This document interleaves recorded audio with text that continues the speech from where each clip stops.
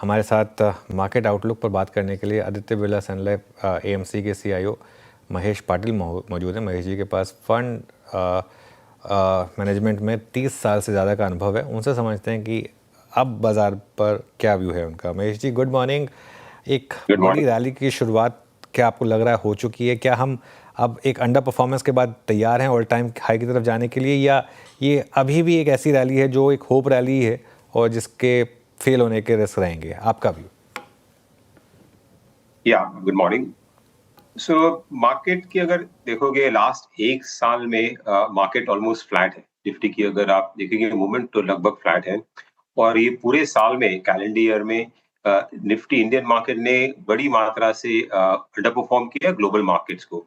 Global markets हालांकि China हुआ या यूएस हुआ और इवन यूरोपियन मार्केट से काफी अंडर परफॉर्म किया। तो एक तरह से कंसोलिडेशन फेज मार्केट में हो गई है, और उसका कारण भी था कि हमारी अर्निंग्स ग्रोथ जो थी लास्ट 4 क्वार्टर से वो काफी धीमी चल रही थी, लगभग 5-6% के आसपास ही थी। और बाकी ट्रेड टैरिफ्स की वजह से वो जो अनसर्टेनिटी, आई थिंक वो सब चीजें अभी मार्केट ने मेरे हिसाब से डाइजेस्ट कर दी है। और यहाँ से हमें लग रहा है कि अभी जो जीएसटी कट्स वगैरह जो हुए हैं उसका जो इम्पैक्ट आएगा आई मीन फेस्टिव सीजन में सितंबर एंड अक्टूबर से चालू होगा, तो उसको देखते हुए सेकेंड हाफ जो है थर्ड क्वार्टर से कंपनीज की जो ओवरऑल निफ्टी की और मार्केट की जो अर्निंग्स ग्रोथ है वो हमें वापस डबल डिजिट की तरफ जाती हुई दिखाई दे रही है। और आई थिंक अगर वैसे नतीजे आते हैं तो यहाँ से मार्केट डेफिनेटली बॉटम आउट हो गया है। यहाँ से धीरे धीरे आई थिंक मार्केट की अपमूव शुरू होनी चाहिए। एफआईएस की बड़ी मात्रा में सेलिंग हुई है अभी ये साल में, और और एफआईएस की भी ओनरशिप जो है इंडिया में वो काफी एक 20 साल का जो लो है कि वहां पे आके आ गई है। तो यहाँ से नहीं लग रहा है कि एक बड़ी मात्रा में सेलिंग कंटिन्यू रहेगी, और डोमेस्टिक फ्लोज ठीक है। तो यहाँ से आई थिंक मेरे हिसाब से मार्केट यहाँ से जो अभी बॉटम किया था रिसेंट, वहां से उसमें वापस एक मोमेंटम आनी चाहिए। हालांकि बड़ी तेज की रैली नहीं यहाँ से उम्मीद की जा सकती है, बिकॉज ट्रेड टैरिफ्स की इम्पैक्ट जो है कुछ सेक्टर्स पे है, बट क्लियरली नेगेटिव्स जो थे वो अभी तक पूरे सरप्राइज में। यहाँ से I think second third quarter से हमें अर्निंग्स में तेजी दिख रही है। इस रैली की शुरुआत एक सेक्टर ने की, वो था ऑटोज़। जीएसटी कट की अनाउंसमेंट के बाद से हमने अब ऑलमोस्ट 20% की रैली देखी है ऑटो इंडेक्स में, और बड़े ऑटो स्टॉक्स सब ऑल टाइम हाई पर। मारुति से लेकर आप कोई भी स्टॉक उठा के देख लीजिए, या तो लाइफ हाई पर या 52 वीक हाई पर। इस स्पेस में अब आप क्या कर रहे हैं अपने फंड्स में? क्या आप अभी भी ओवरवेट हैं, या इस रैली में अपनी पोजीशन कट कर रहे हैं? इस सेक्टर पर क्या व्यू होगा आपका? तो ऑटो सेक्टर भी इस आई मीन जीएसटी कट से पहले एक तरह से अंडर परफॉर्मेंस पीरियड में था। वहां पे भी स्लो डाउन दिखाई दी थी हमें पैसेंजर व्हीकल्स में भी और कमर्शियल व्हीकल्स में। और आई थिंक यहाँ से जो जीएसटी कट की वजह से एक बूस्ट मिलेगी, वहां से ना कि वॉल्यूम ग्रोथ भी इम्प्रूव होगी, बट हमें लग रहा है कि उसके कारण जो ऑपरेटिंग लेवरेज आती है और थोड़े जो डिस्काउंट्स चल रहे थे मार्केट में, स्पेशली पैसेंजर व्हीकल्स में बड़ी मात्रा में डिस्काउंट से वो नैरो हो जाएंगे। तो इसके कारण एक 1 परसेंटेज पॉइंट मार्जिन इंप्रूवमेंट भी होने की गुंजाइश है। उसके कारण आई थिंक अर्निंग्स में आई मीन हर एक कंपनी डिफरेंट होगी, बट सेक्टर में लगभग 7-8% से अराउंड 15% तक अर्निंग्स अपग्रेड होने की संभावना है। और उसको और यहाँ से एक देखना पड़ेगा कि एक जो रिकवरी आ रही है वो शॉर्ट टर्म है, कि एक साइकिल जो था अंडर परफॉर्मेंस का जो साइकिल था और जो स्लो ग्रोथ का जो साइकिल था, वहां से हम निकल के लगभग जो 4-5% की ग्रोथ थी वहां से हम जाके ऊपर अगर 9-10% के ग्रोथ पे सस्टेन कर दे, अगर वो रहेगा तो ये सेक्टर यहाँ से भी ठीक रहेगा। हमारा व्यू पॉजिटिव है। यहाँ पे हालांकि 4 पैसेंजर व्हीकल्स में हमारा ज्यादा ओवरवेट है टू व्हीलर्स के मुकाबले, बिकॉज टू व्हीलर्स में आगे जाके आपको जो नए नॉर्म्स आएंगे उसके कारण थोड़ी सी और कॉस्ट बढ़ सकती है। और कमर्शियल व्हीकल्स में थोड़ा आई थिंक थोड़े लैग से वहां से इंप्रूवमेंट होगा। जैसे डिमांड बढ़ेगी तो डिमांड फॉर कमर्शियल व्हीकल्स बढ़ सकते हैं, तो लैग के साथ कमर्शियल व्हीकल्स में भी तेजी आ सकती है। अच्छा महेश जी, नमस्कार। वीरेंद्र बोल रहा हूँ। आईटी की रिकवरी पिछले 3 दिन से प्रभावित कर रही है। ये सब शुरू हुआ इन्फोसिस के बायबैक से, उसके बाद यूएस का आपका रेट कट, और प्लस मिड कैप आईटी में लोगों के कन्विक्शन कहीं ज़्यादा थे मिड कैप आईटी से, लार्ज कैप आईटी के तुलना में, एक कंपैरिजन में। वो कह रहे थे कि एआई रेडी आपका मिड कैप आईटी ज़्यादा लगता है। सर, आपका व्यू क्या है?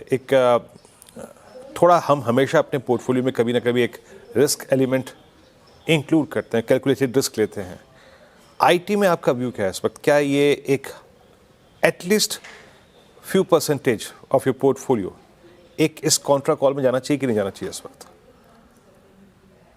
आईटी हमें लग रहा है कि एक अच्छा कॉन्ट्रा कॉल है, हालांकि रिस्क इनफैक्ट उसमें कम है, बिकॉज एक तरह से लास्ट 6 महीने में काफी बड़ी अंडर परफॉर्मेंस हुई है यहाँ पे, डाउनग्रेड्स भी हुए हैं अर्निंग्स में, और जिस तरह से ग्रोथ की एक्सपेक्टेशन आईटी में है वो एक सबसे लोएस्ट लेवल पे यहाँ पे। और यहाँ से अगर आगे देखते हैं तो एक तो यूएस में भी आज रेट कट्स हुए, और कुछ रेट कट्स की गुंजाइश है ये साल में, और उसके कारण थोड़ी सी आईटी जो स्पेंडिंग है, डिस्क्रिशनरी स्पेंड की जो बात करते हैं, वहां पे थोड़ी अपटिक आ सकती है। तो आईटी सेक्टर आई थिंक अभी अगर ओनरशिप के हिसाब से देखोगे तो काफी सेलिंग हुई है, स्पेशली फॉरेनर्स की, एफआईएस की, तो ओनरशिप लेवल्स लो है। तो यहाँ पे अगर थोड़ी सी भी अगर पॉजिटिव न्यूज आती है तो यहाँ से स्टॉक्स ऊपर आ सकते हैं। और अगर बात करें वैल्यूएशंस तो भी अभी रीजनेबल लेवल पे आ गए हैं। काफी बड़ी कंपनीज के अगर देखो, टॉप कंपनीज, वहां पे अच्छी कैश फ्लो यील्ड है, और डिविडेंड यील्ड भी अच्छा है, लगभग 3 से 4-5% के आसपास है। तो वो भी एक तरह से ऑटोमेटिक आपको मार्जिन ऑफ सेफ्टी देती है यहाँ से।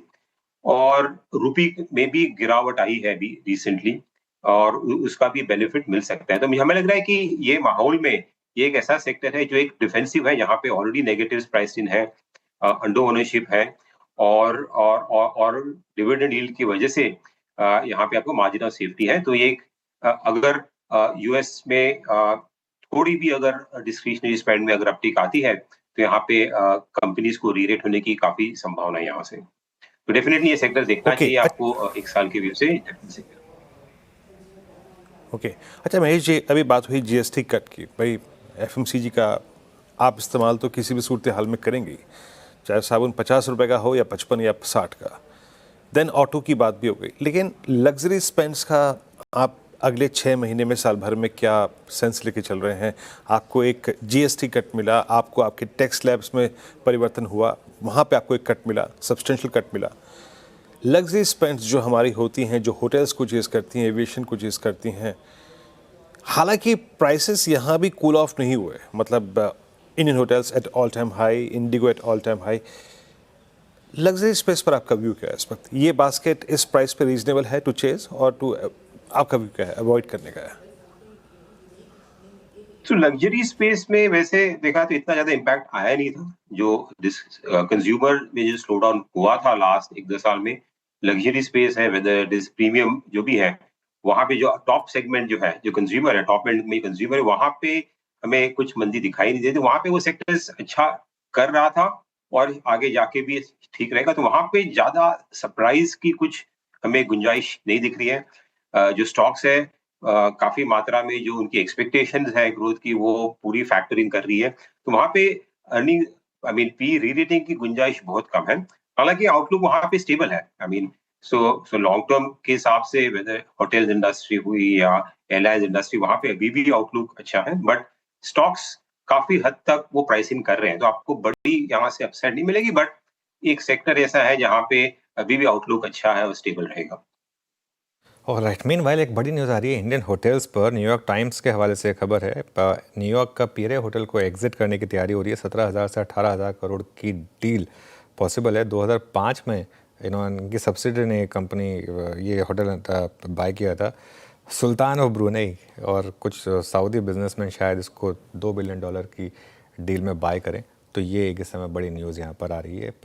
तो खैर ये भी एक स्टॉक रहेगा जो हमारे रेडार पर है। महेश जी, एक आखिरी सवाल आपसे, इस समय फिर मार्केट में रिस्क क्या है आपके हिसाब से, और कहाँ पर आपकी नज़र रहेगी रिस्क फैक्टर पे?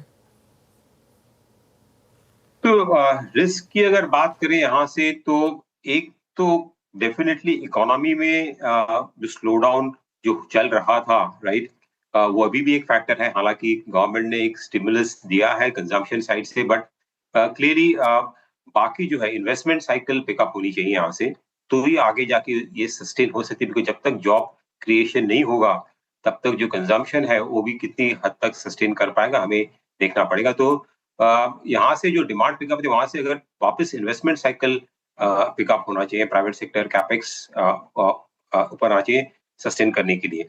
अगर वो नहीं होता है तो ये जो मोमेंटम है वो फिजल आउट हो सकता है, तो वो एक रिस्क हमें देखनी पड़ेगी। उसके बावजूद अगर ये ट्रेड टैरिफ्स की भी आई थिंक जल्दी उसमें कुछ डील होना चाहिए। अगर वो नहीं होता है तो जो सेंटिमेंट है, ओके, वो भी वीक रहेगा और कुछ सेक्टर्स में भारी मात्रा में, जैसे कि टेक्सटाइल्स हुआ, हमें बड़ी परेशानी दिख सकती है। उसका इम्पैक्ट इकोनॉमी में आ सकता है, डायरेक्टली इतना नहीं आएगा, बट इनडायरेक्टली बैंकिंग सेक्टर पे आएगा, एनपीएस पे आएगा। तो वो I think trade deal I think आगे जाके होनी चाहिए, बिकॉज जो टैरिफ्स है अभी वो बहुत ही ज्यादा है। आई थिंक ये, बाकी इसके अलावा ज्यादा कुछ मुझे मार्केट में अभी हमें ज्यादा रिस्क नहीं दिख रही वैसे। महेश जी, बहुत बहुत शुक्रिया आज हमारे साथ जुड़ने के लिए और इन सब टॉपिक्स पर बात करने के लिए। चलिए इस न्यूज़